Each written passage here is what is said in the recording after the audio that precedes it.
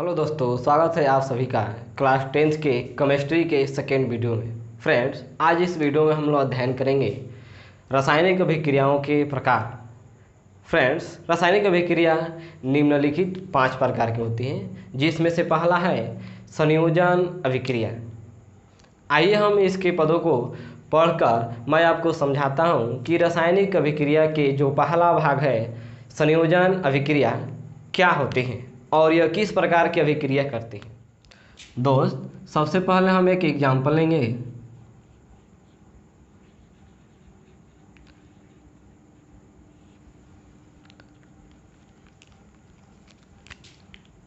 कोयले का दहन। कोयले का दहन। जब कोयले को लेकर हम ऑक्सीजन की उपस्थिति में फ्रेंड जब उसको जलाते हैं, कार्बन और ऑक्सीजन के साथ जब जलाते हैं, दहन करते हैं, दहन जब दहन करेंगे तो निर्माण होता है कार्बन डाइऑक्साइड गैस। इसको हम लोग कहते हैं फ्रेंड कार्बन डाइऑक्साइड।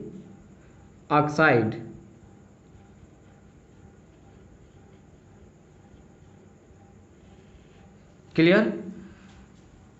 तब यहाँ देखने के ये मिल रहा है फ्रेंड, कार्बन और ऑक्सीजन दो अभिकारक हो गए और यह दो अभिकारक मिलकर एक उत्पाद का निर्माण करते हैं। क्लियर। तब ऐसी अभिक्रिया जिसमें दो अभिकारक मिलकर केवल एकल उत्पाद का निर्माण करते हैं, वैसे अभिक्रिया को बोलते हैं संयोजन अभिक्रिया, या इसका एक और नाम है फ्रेंड्स योग अभिक्रिया। क्लियर। यदि कोई पूछे कि संयोजन अभिक्रिया अर्थात योग अभिक्रिया, दोनों का सेम परिभाषा होगा। इसको हम योग अभिक्रिया भी बोलते हैं या योगात्मक अभिक्रिया भी बोलते हैं। क्लियर। तो ऐसी कोई भी अभिक्रिया जिसमें दो अभिकारक मिलकर केवल एक उत्पाद का निर्माण करते हैं, उसे हम लोग बोलते हैं संयोजन अभिक्रिया। क्लियर। इसके पदों को पढ़ते हैं। ऐसी अभिक्रिया जिसमें दो या दो से अधिक अभिकारक मिलकर एकल उत्पाद का निर्माण करते हैं, उसे संयोजन अभिक्रिया कहते हैं। क्लियर। तो ऐसा कोई भी अभिक्रिया हो फ्रेंड जिसमें दो या दो से अधिक भी यदि अभिकारक मिलकर केवल एक ही उत्पाद का निर्माण करते हैं, उसे हम कहते हैं संयोजन अभिक्रिया। एक और एग्जाम्पल देखेंगे फ्रेंड। ये पहला था। दूसरा एग्जाम्पल है जल का निर्माण। जल का निर्माण। जल के निर्माण में दोस्त, जब हम हाइड्रोजन गैस को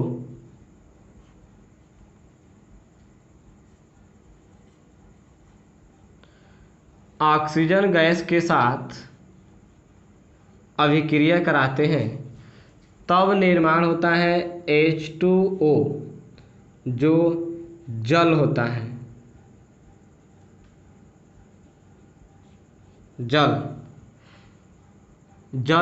यह जो जल होता है फ्रेंड्स, यह एक यौगिक होता है। क्लियर। अभिक्रिया संतुलित कर देंगे। यहाँ ऑक्सीजन 2 है, यहाँ पर 1, इसमें 2 से गुणा कर देंगे तो 2 दूना के 4 हाइड्रोजन हो गया। 2 से यहाँ गुणा कर देंगे, 4 हाइड्रोजन यहाँ, 2 ऑक्सीजन, 4 हाइड्रोजन 2 ऑक्सीजन। क्लियर। दोस्त, यहाँ भी देखने को यह मिला कि दो अभिकारक मिलकर केवल एकल उत्पाद का निर्माण करते हैं। तो ऐसी कोई भी अभिक्रिया जिसमें दो या दो से अधिक अभिकारक मिलकर केवल एकल उत्पाद का निर्माण करते हैं, उसे हम बोलते हैं फ्रेंड संयोजन अभिक्रिया, अर्थात इसका एक और नाम है फ्रेंड्स योगात्मक अभिक्रिया या योग अभिक्रिया भी कहते हैं। क्लियर। अब हम लोग देखते हैं फ्रेंड्स वियोजन अभिक्रिया। रासायनिक अभिक्रिया का दूसरा भाग है फ्रेंड्स वियोजन अभिक्रिया। इसका दूसरा नाम है अपघटन अभिक्रिया। अपघटन का मतलब होता है टूटना, अर्थात हम वियोजन का मतलब ही बोलेंगे फ्रेंड्स टूटना। तो ऐसी कोई भी अभिक्रिया जिसमें केवल एक अभिकारक टूटकर दो या दो से अधिक उत्पाद का निर्माण करती हैं, उस अभिक्रिया को हम लोग बोलते हैं फ्रेंड्स वियोजन अभिक्रिया या अपघटन अभिक्रिया। आइए इसके पदों को हम एक एग्जाम्पल द्वारा समझते हैं। मान लीजिए आपके पास एक अभिकारक कोई ए है और यह अभिक्रिया करके निर्माण किया एक उत्पाद बी और दूसरा उत्पाद सी। तो देखने को यह मिल रहा है फ्रेंड्स कि एक अभिकारक, ये अभिकारक है और ये दोनों हैं फ्रेंड उत्पाद। तब ऐसी कोई भी अभिक्रिया जिसमें केवल एक अभिकारक टूटकर दो या दो से अधिक भागों में उत्पाद का निर्माण करती है, तब वैसी अभिक्रिया को हम लोग बोलते हैं वियोजन अभिक्रिया, अर्थात इसको बोल सकते हैं अपघटन अभिक्रिया। क्लियर? इसके लैंग्वेज को पढ़ते हैं। ऐसी अभिक्रिया जिसमें एकल अभिकारक टूटकर दो या दो से अधिक उत्पाद का निर्माण करते हैं, वैसी अभिक्रिया को हम लोग बोलते हैं वियोजन अभिक्रिया, अर्थात अपघटन अभिक्रिया भी कहते हैं। क्लियर?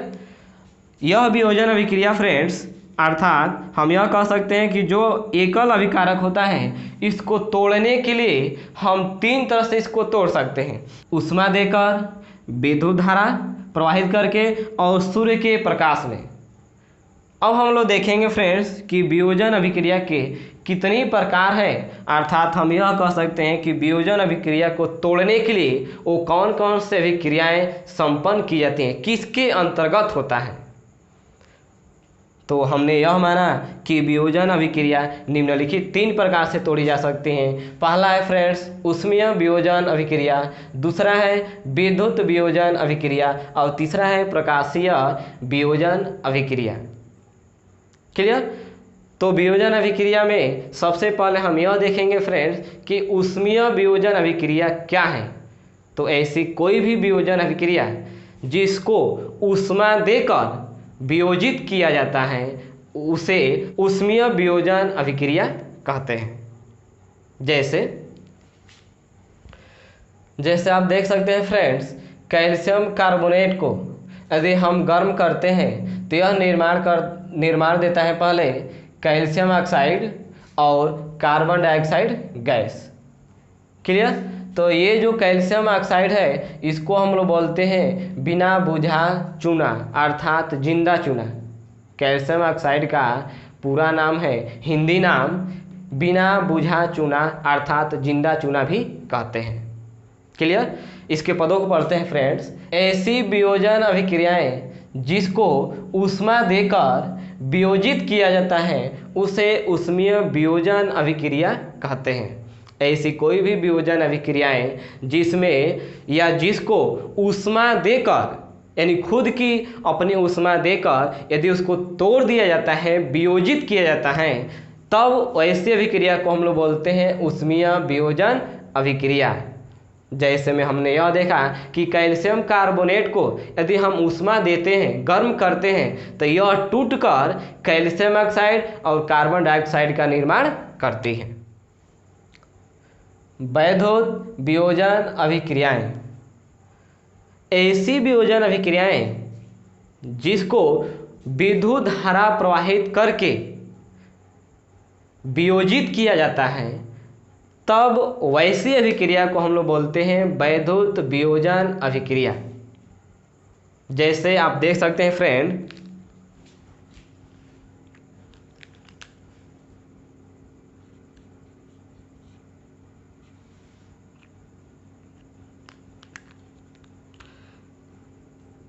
यदि हम जल को विद्युत धारा दें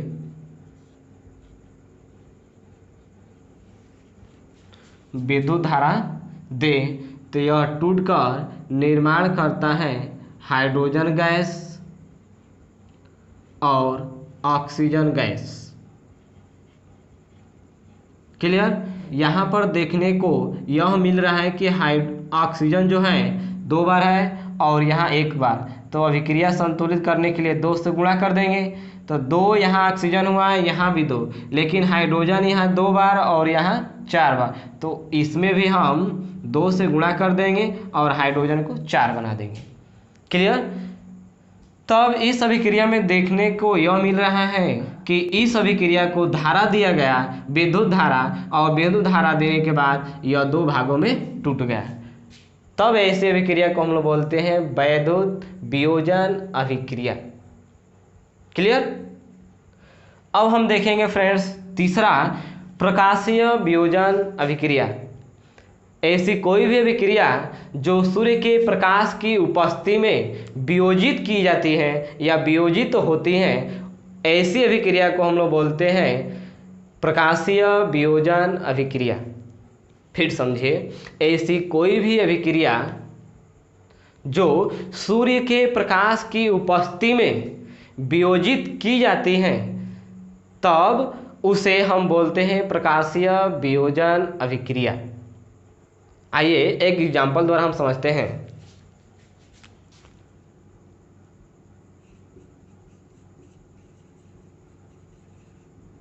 हम एग्जाम्पल में देखेंगे, यदि सिल्वर क्लोराइड को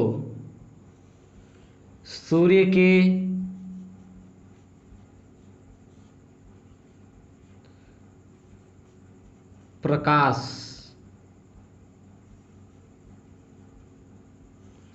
प्रकाश की उपस्थिति में यदि रखते हैं, तब यह टूटकर सिल्वर ठोस अवस्था में और क्लोरीन गैस का निर्माण होता है। क्लियर। यह है सिल्वर और यह है क्लोरीन, ये गैस बन जाता है और यह ठोस। क्लियर।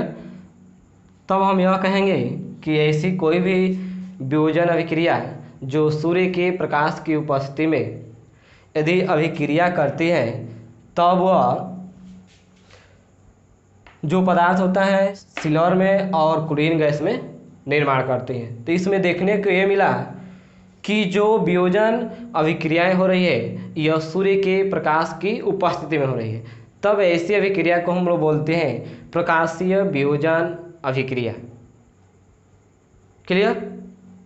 अब फ्रेंड्स आइए इसी के साथ हम इसके जो डिफिनेशन है इसको पढ़ेंगे। ऐसी वियोजन अभिक्रियाएं जो सूर्य के प्रकाश की उपस्थिति में वियोजित होती हैं उसे प्रकाशीय वियोजन अभिक्रिया कहते हैं। और इसका उपयोग होता है फ्रेंड्स, इस अभिक्रिया का उपयोग श्याम श्वेत फोटोग्राफिक में होता है। यानी जो फोटोग्राफिक में होता है फ्रेंड्स, इस अभिक्रिया का प्रयोग होता है। आपने कैमरा को देखा होगा, जब भी क्लिक किया जाता है तो प्रकाश आता है, तो इस अभिक्रिया का प्रयोग उस कैमरे में किया जाता है। क्लियर। आइए फ्रेंड्स अब इसी के साथ चलते हैं जो रासायनिक अभिक्रिया का अगला भाग है, विस्थापन अभिक्रिया। विस्थापन अभिक्रिया ऐसी अभिक्रिया है जिसमें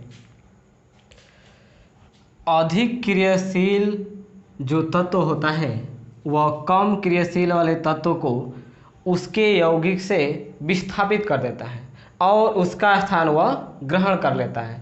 तब ऐसे अभिक्रिया को हम लोग बोलते हैं विस्थापन अभिक्रिया। जैसे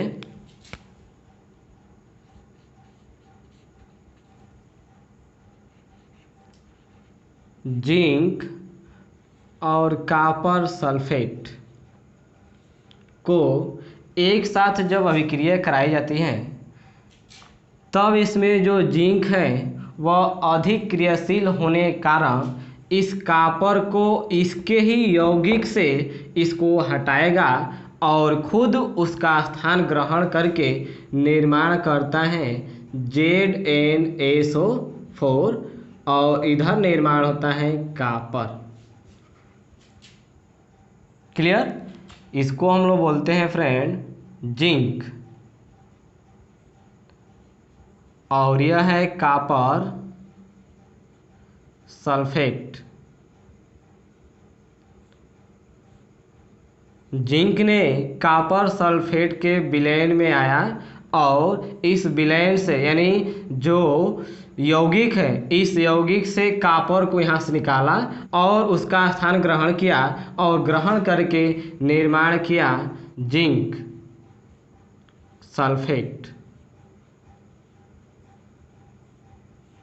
क्लियर? और इधर निर्माण किया कॉपर। Clear friend? तो ऐसी कोई भी अभिक्रिया जिसमें अधिक क्रियाशील वाला तत्व कम क्रियाशील वाले तत्व को उसके यौगिक से विस्थापित कर देता है उसे हम कहते हैं विस्थापन अभिक्रिया। लैंग्वेज को पढ़ते हैं। ऐसी अभिक्रिया जिसमें अधिक क्रियाशील तत्व, जो अधिक क्रियाशील तत्व होता है वह कम क्रियाशील तत्व को उसके यौगिक से विस्थापित कर देता है उसे विस्थापन अभिक्रिया कहते हैं। जैसा कि आप देख रहे हैं फ्रेंड, जिंक अधिक क्रियाशील है और जो कॉपर है वह कम क्रियाशील है। यह जिंक आया और जो यौगिक बना है कॉपर सल्फेट, इसमें से कॉपर को निकाला और उसका स्थान ग्रहण किया और ग्रहण करके बनाया जिंक सल्फेट और कॉपर को वहाँ से बाहर निकाल कर बनाया केवल कॉपर। क्लियर? अब अगली अभिक्रिया है फ्रेंड्स द्विविस्थापन अभिक्रिया। इसके लैंग्वेज को पढ़ते हैं। ऐसी अभिक्रिया जिसमें उत्पादों का निर्माण दो यौगिकों के बीच आयनों के आदान प्रदान से होती है या होता है। क्लियर? इतना याद रखिए फ्रेंड्स कि द्विविस्थापन अभिक्रिया में जब उत्पाद का निर्माण होता है तो उसमें दो यौगिकों के आयनों के बीच आदान प्रदान से निर्माण होता है, तब ऐसी अभिक्रिया को बोलते हैं द्विविस्थापन अभिक्रिया। एग्जाम्पल देखते हैं। हम फ्रेंड्स आपको एग्जाम्पल के द्वारा हम समझाएंगे यह कि जब सोडियम सल्फेट को बेरियम क्लोराइड के साथ अभिक्रिया कराते हैं, इसको बोलते हैं सोडियम सल्फेट।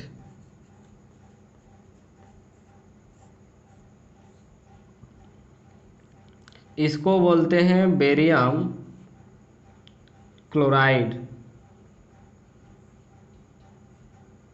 क्लियर? अब जो सोडियम सल्फेट है और बेरियम क्लोराइड है, यह दोनों अभिक्रिया करके अपने आयनों का आदान प्रदान करते हैं और आयनों का आदान प्रदान करके निर्माण करते हैं सोडियम क्लोराइड और बेरियम सल्फेट। क्लियर? इसमें NaCl को बोलते हैं सोडियम क्लोराइड और BaSO4 को बोलते हैं बेरियम सल्फेट।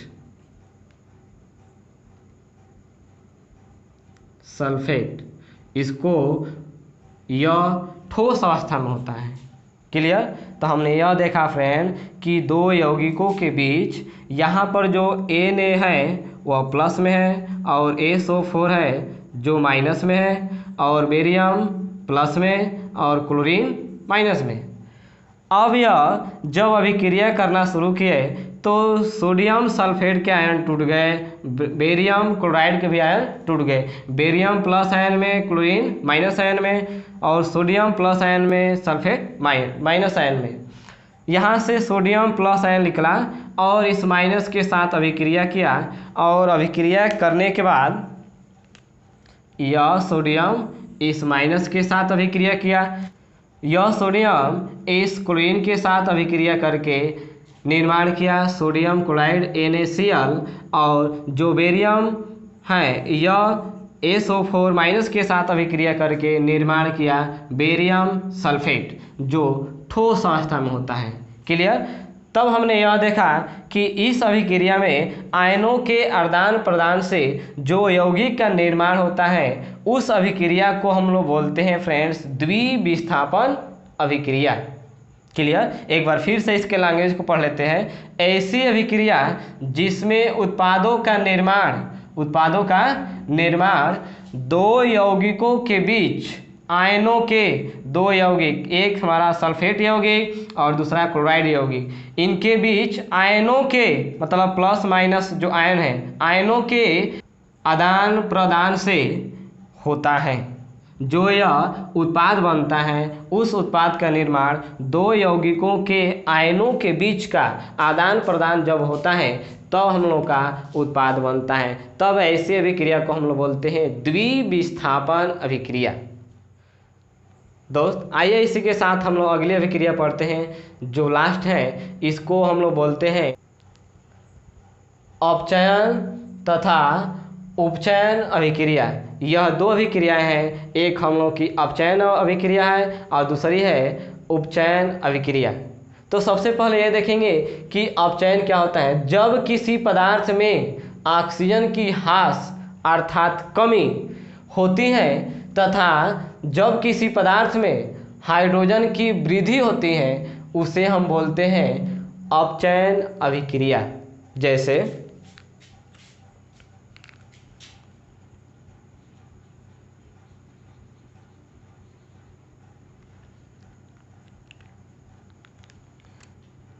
यदि कॉपर ऑक्साइड को हाइड्रोजन गैस के साथ अभिक्रिया हम कराएं तब यहाँ निर्माण होता है कॉपर और जल। क्लियर। तब यहाँ देखने को यह मिल रहा है फ्रेंड कि इस यौगिक से या इस पदार्थ से ऑक्सीजन की कमी होता है। यहाँ से ऑक्सीजन निकलकर इस हाइड्रोजन के साथ अभिक्रिया करके H2O का निर्माण किया। तब यह जो अभिक्रिया होगी इस अभिक्रिया को बोलते हैं अपचयन अभिक्रिया। क्लियर। इतना बात समझिए। अपचयन का मतलब अपचयित होना।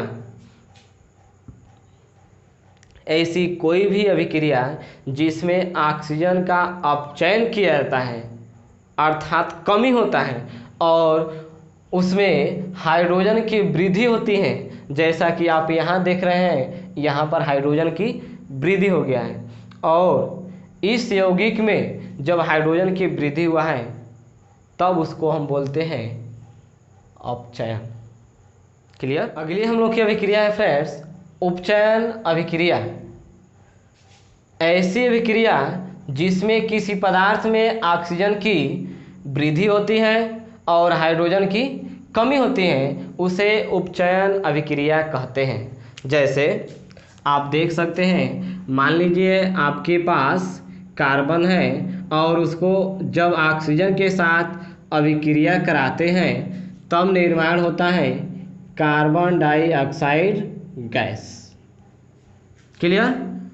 तब हमने यह देखा कि इस यौगिक में इस पदार्थ में हम लोगों का ऑक्सीजन नहीं था, जबकि जब उत्पाद बना तो इसमें ऑक्सीजन आ गया अर्थात वृद्धि हो गया।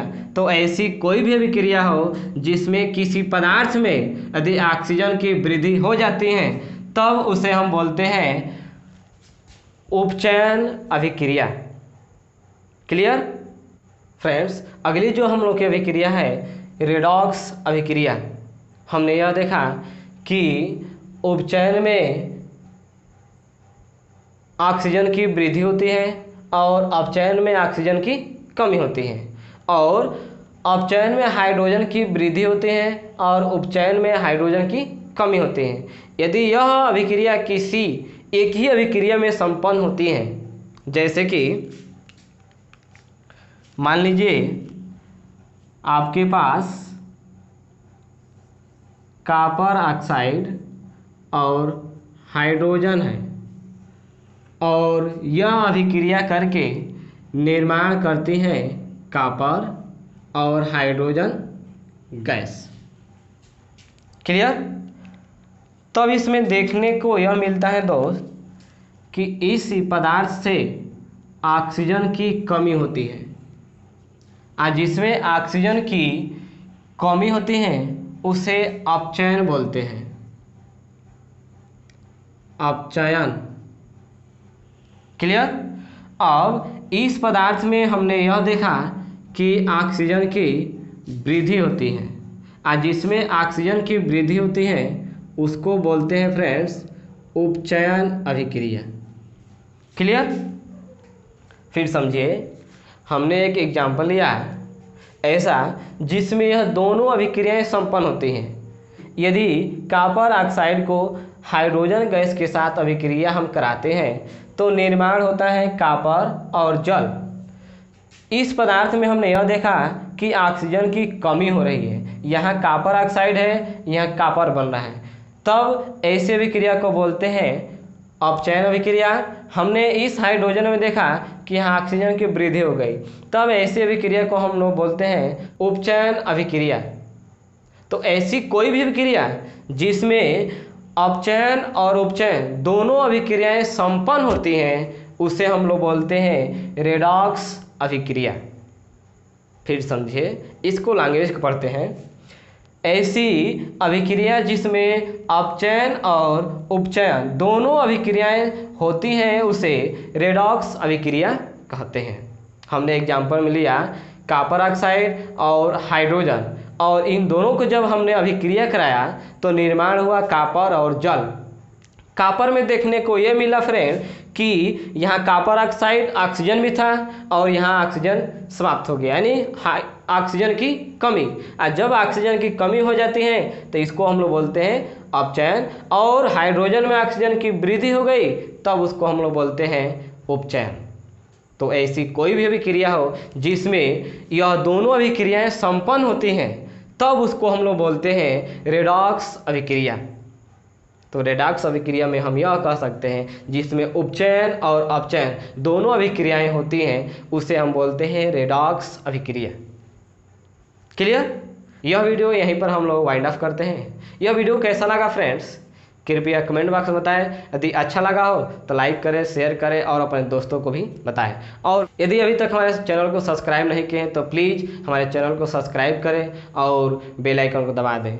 So guys, thanks for watching video. Press the bell icon for notification. Thank you.